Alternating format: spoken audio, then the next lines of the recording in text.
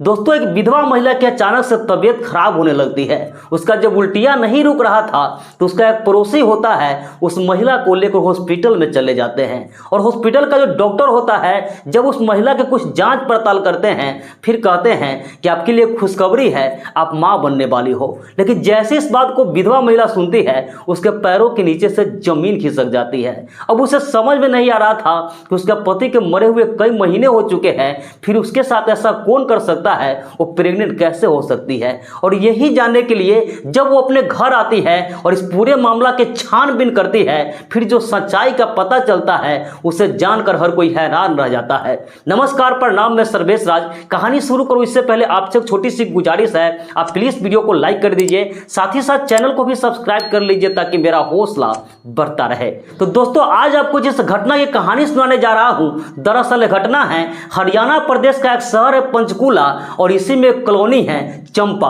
दोस्तों, इस चंपा कॉलोनी में ही एक महिला रहा करती थी जिसका नाम रेशमा था, और उसकी उम्र अभी 30 साल के आसपास थी। दोस्तों, जो रेशमा थी वो देखने में बेहद ही खूबसूरत थी। उसके गोरे बदन, बड़े बड़े भक्त स्थल और उसके नितंबों को देखकर हर कोई दीवाना हो जाए। दोस्तों, जो महिला थी वो घर का काम काज किया करती थी और साथ ही साथ उसका एक किराना दुकान था, तो दुकान भी चलाया करती थी। उसका जो पति था उसका नाम मोहन सिंह था, और जो मोहन सिंह था वो कार गैराज में काम किया करता था, यानी कार का रिपेयर करता था। इधर जो पत्नी थी जो भी पैसा कमाती थी, इससे इसका घर परिवार चल जा रहा था, और पति जो भी पैसा कमाता था वो अपने फ्यूचर के लिए सेविंग करता था। यानी इस घर में किसी चीज की कोई कमी नहीं थी, पैसे भी ठीक ठाक थी, तो जिंदगी बहुत ही आराम से बीत रहा था। लेकिन एक बहुत बड़ी कमी थी, वो कमी ये थी कि उसका कोई औलाद नहीं था, उसका कोई संतान नहीं हो रहा था। उसके शादी का 7 साल बीत गया था, लेकिन उसके घर में किसी बच्चे की किलकारी नहीं गूंजती है। इससे वो पति पत्नी बहुत ही ज्यादा परेशान रहते थे। अब उसके आसपास का कुछ लोग होते हैं, उसके रिश्तेदार का कुछ लोग होते हैं, ये पति पत्नी को कहते हैं कि आप कोई डॉक्टर से दिखलाइए, क्योंकि आजकल तकनीक बहुत ज्यादा चल गया है, हो सकता है अगर ईश्वर ने चाहा और डॉक्टर का इलाज सफल रहा तो आपका संतान हो जाएगा। और इसके बाद दोस्तों, वो पति पत्नी विचार करते हैं और फिर एक डॉक्टर से दिखलाने के लिए चले जाते हैं। वो डॉक्टर साहब जो होते हैं उसके पत्नी यानी रेशमा को चेक करते हैं, तो डॉक्टर साहब कहते हैं इसमें कोई दिक्कत नहीं है, ये पूरे तरीके से मां बनने के लायक है। अब रेशमा जो होती है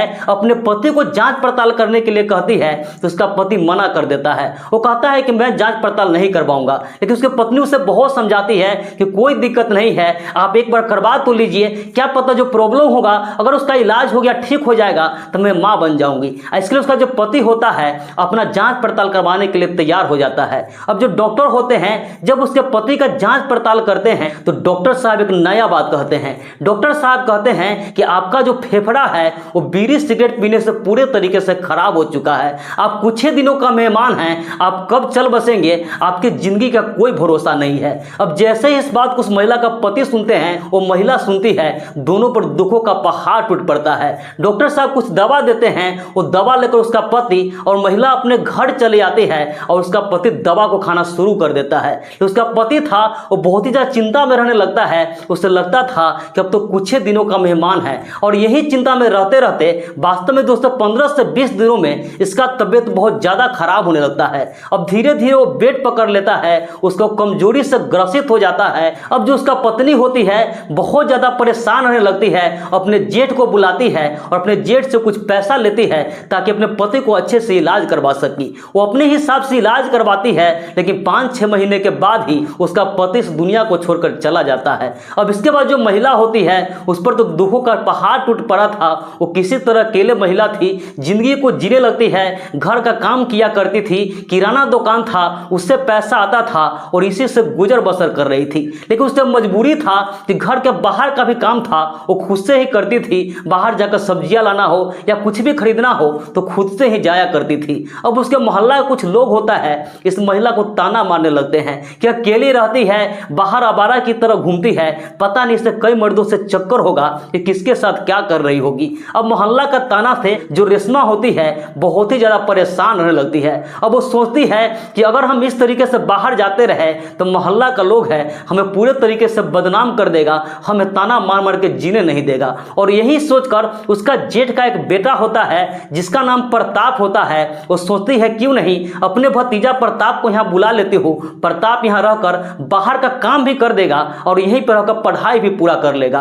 और यही सोचकर अपने जेठ से बातचीत करता है और उसका जो भतीजा होता है यानी जेठ का जो बेटा होता है प्रताप, उसे अपने यहाँ बुला लेती है। दोस्तों प्रताप था अब चाची के घर पे रहने लगता है, वहीं से घर का भी काम किया करता था, उसका जो बाहर का कुछ काम था वो भी कर देता था और यहीं कॉलेज में एडमिशन करवा लेता है तो कॉलेज में जाकर पढ़ाई भी कर लेता था।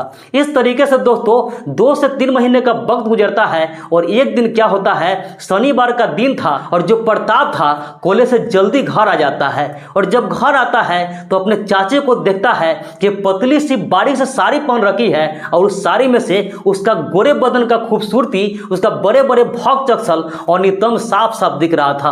अब उसे इस रूप में देख करके उसका भतीजा होता है उसका नियत खराब होने लगता है। अब उसे कुछ भी समझ में नहीं आ रहा था, किसी तरीके से खुद पे वो कंट्रोल करता है और अपने कमरे में चला जाता है। फिर रात होती है, रात में खाना पीना बनता है, दोनों खाना पीना खाते हैं और खाने के बाद वो लड़का अपने कमरे में सोने के लिए चला जाता है।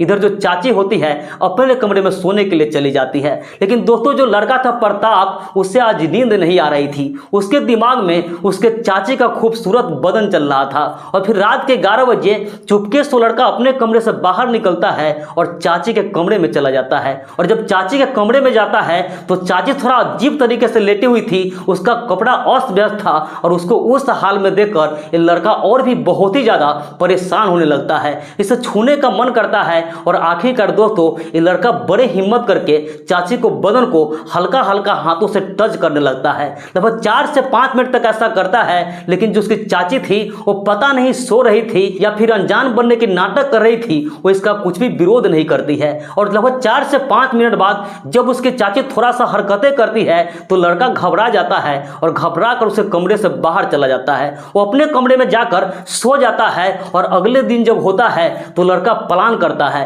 और प्लान के मुताबिक वो मार्केट जाता है और मार्केट से कुछ नींद की दवाइयां लेकर आता है। और दवाई लेकर जब रात होती है, खाना पीना बनता है तो चाची के खाने में दवाइयां मिला देता है, 3-4 टैबलेट मिला के खिला देता है। और जब चाची खाना खाती है उसके आधा घंटा बाद जब उससे नींद आने लगती है तो अपने कमरे में सोने के लिए चली जाती है। अब थोड़े देर बाद इस लड़का को पता चल जाता है कि चाची ने दवा वाली खाना खा रखी है, उससे नींद आ गया है। अब उससे कुछ भी पता नहीं चलेगा तो लड़का अपने चाची के कमरे में जाता है और इसके बाद थोड़ा सा वो हिला डुला कर देखता है, लेकिन चाची कोई हरकत नहीं करती है। तो जो लड़का होता है एक एक करके उसका सारे कपड़ा को उतार देता है और उसके साथ गंदा कृत्य करने लगता है, उसके साथ शर्मनाक कांड करने लगता है। और उस रात में दोस्तों 4 से 5 बार ऐसा करता है और जब इसका मन भर जाता है तो वापस अपने कमरे में आकर सो जाता है। जब अगले दिन इस महिला का नींद खुलता है तो उसे कुछ महसूस होता है, उसे अंदर से कुछ दर्द भी कर रहा था, उसका कपड़ा भी बहुत ज्यादा अस्त व्यस्त था। तो उसे शक होता है कि कहीं उसका भतीजा ने उसके साथ कुछ गलत तो नहीं किया है, लेकिन फिर वो इग्नोर कर देती है। वो सोचती है कि वो मेरा भतीजा है, वो मेरे साथ ऐसा कैसे कर सकता है। और फिर इसके बाद दोस्तों जो महिला होती है अपने भतीजा से कुछ भी नहीं कहती है, नॉर्मल तरीके से जिंदगी जीने लगती है। लेकिन उसका भतीजा था, उसे तो चाची के साथ ये सब करके बहुत अच्छा लगा था। तो इसके बाद वो आए 3-4 दिन पे उसके साथ हर रोज वही दवा दे दिया करता था और जब वो सो जाती थी तो उसके साथ वही गंदा हरकतें करता था। इस तरीके से दोस्तों लगभग 2 से 3 महीने का वक्त गुजरता है और फिर एक दिन जो महिला होती है यानी जो रेशमा होती है, इसका अचानक से तबीयत खराब होने लगता है। उसका जो उल्टिया होता है वो रुकने का नाम नहीं ले रहा था। तो फिर उसका एक पड़ोसी होता है, उस महिला को लेकर एक हॉस्पिटल में चले जाते हैं। अब जो हॉस्पिटल का डॉक्टर होते हैं इस महिला का जांच पड़ताल करते हैं और जांच पड़ताल करने के बाद कहते हैं आपके लिए खुशखबरी है, आप मां बनने वाली है। लेकिन जैसे इस बात को महिला सुनती है उसका तो मानो पैरों के नीचे से जमीन खिसक जाती है। अब उसे समझ में नहीं आ रहा था कि उसके पति के मरे हुए कई महीने हो चुके हैं, फिर उसके साथ ऐसा कौन कर सकता है, वो प्रेग्नेंट कैसे हो सकती है। उसका पड़ोसी उसके साथ गया था, उस पड़ोसी से कहती है कि आप ये बात किसी को नहीं बताइएगा, नहीं तो हमारी बदनामी हो जाएगी। उसका पड़ोसी कहता है ठीक है। और इसके बाद जो महिला होती है अपने घर चली आती है और घर जाने के बाद उसे अपने भतीजे पर शक तो था ही, लेकिन वो सोच रही थी कि भतीजा आखिर करता कब है कि उससे कुछ पता नहीं चलता है। और फिर वो दिमाग लगाती है, वो सोचती है कि जब भी ऐसा करता होगा तो रात में ही करता होगा, क्योंकि रात में जब मैं सो जाती हूँ तो मुझे कुछ भी पता नहीं चलता है। और फिर एक दिन दोस्तों जब उसका भतीजा इसे खाना खाने के लिए देता है तो इस महिला को कुछ शक होता है और फिर इसके बाद वो महिला उस खाना को नहीं खाती है और अपने कमरे में जाकर सोने का नाटक करने लगती है। और थोड़े ही देर बाद जैसे ही रात के 10 से 11 बजता है, उसका जो भतीजा होता है इसके कमरे में आता है और कमरे में आकर के ये जो महिला यानी उसकी चाची थी, उस महिला के साथ छेड़छाड़ करने लगता है, उसके कपड़ा को उतारने लगता है। और जैसे उसके साथ गलत हरकत करना शुरू करता है कि महिला अचानक से आंख खोल देती है, अपने भतीजा को देखकर जोर जोर से उसे डांटने लगती है, उसे गालियां देने लगती है और उसे कमरे से बाहर निकाल देती है। दूसरा भतीजा था वो काफी डर जाता है और डर कर अपने कमरे में जाकर चुपके से सो जाता है। इधर जब अगले दिन सुबह होती है तो महिला होती है पूरे तरह से निडर होकर वो थाने में जाती है और थाने में जाकर अपने भतीजा के खिलाफ कंप्लेन दर्ज करवाती है,